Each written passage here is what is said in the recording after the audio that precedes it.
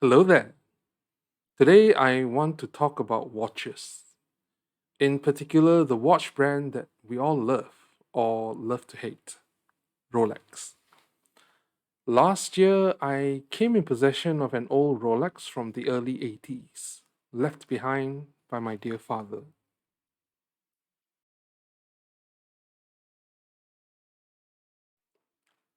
I shall not talk about that watch today, but rather to let you know that coming into possession of that watch sparked an interest in me. I've always liked to have a luxury watch, and I've owned several homage watches over the years.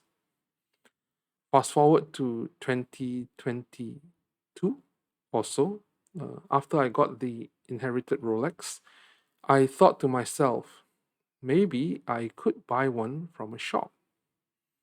I'm in my mid 40s. You know how sometimes people get into the phase of, I think I'll get something nice. So I did what many people would do in this day and age. I fired up the browser and typed in Rolex.com. I saw a whole bunch of models, and it brought back memories of magazine ads. I remember at the back cover of the magazine, I would see a sports model or model that's decked in gold. I began to look through their online catalog and saw the prices of the watches. Now, Malaysian money is not really a big currency. Earnings here are nowhere near the developed nations. However, I did feel I have enough resources to afford a Rolex given the prices I saw. After all, it's supposed to be a treat for me. For simplicity, I'll just give the prices, if any, in USD equivalent. I love a simple watch, easy to read, not flashy, and perhaps even an everyday wear kind of watch. That brought me to the Oyster Perpetual, no date. I also saw the Explorer 2 in white, which was something I felt I'd love to have. I am quite smitten by its looks and by that dash of orange on the GMT hand and I think on the dial as well. I love orange. Like how I used to love the Dutch football team purely on the basis of their jersey color long ago. So 7K plus dollars for an Explorer 2, that's not bad. I can manage that. I thought to myself. Off I went to the Rolex AD at a posh mall in Kuala Lumpur.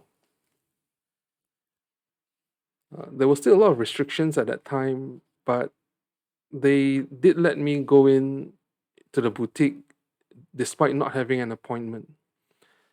I'm no luxury shopper, so the idea of needing an appointment to see something was new to me.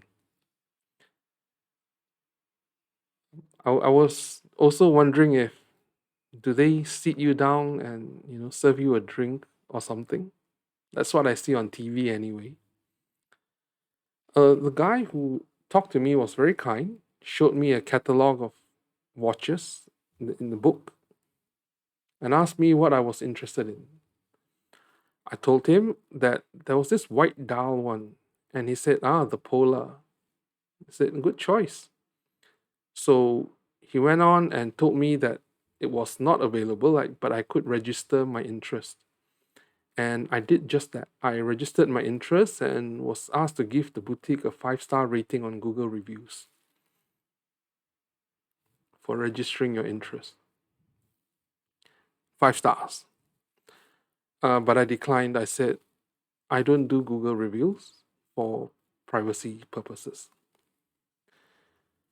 He went on to tell me that there were no models in stock of any kind, and that if they had one for me, they would call me. I'm not the brightest of people, but I did get a sense of what he meant, so I bid him farewell and left. There was another AD in the same mall, So I decided since I'm here, I would go down to the other AD. I think Malaysia has 3 or 4 ADs only for the brand of Rolex. Um, so this one, I went there and the person immediately told me, "We have nothing," before I could even say hi. Since I was there, I said, "Okay, you know what? Let's make you work a bit." So I said, I want to register my interest. Um, I was mentioning the Oyster Perpetual earlier, right? So I decided to register my interest in Oyster Perpetual 41 no date. At least for this AD, despite him immediately telling me there is nothing, they have nothing, I did manage to get to touch an exhibition watch, which was an Oyster Perpetual 41 or 36, I can't remember. So that was nice. I had a Rolex in my hands. It's good enough for today, I guess. So at that time, after that, I felt okay. I know sports models are popular since forever, but I didn't realize that there was nothing at all for all the ADs that were around. So that's all for today, or rather, that was my first look down the current Rolex rabbit hole.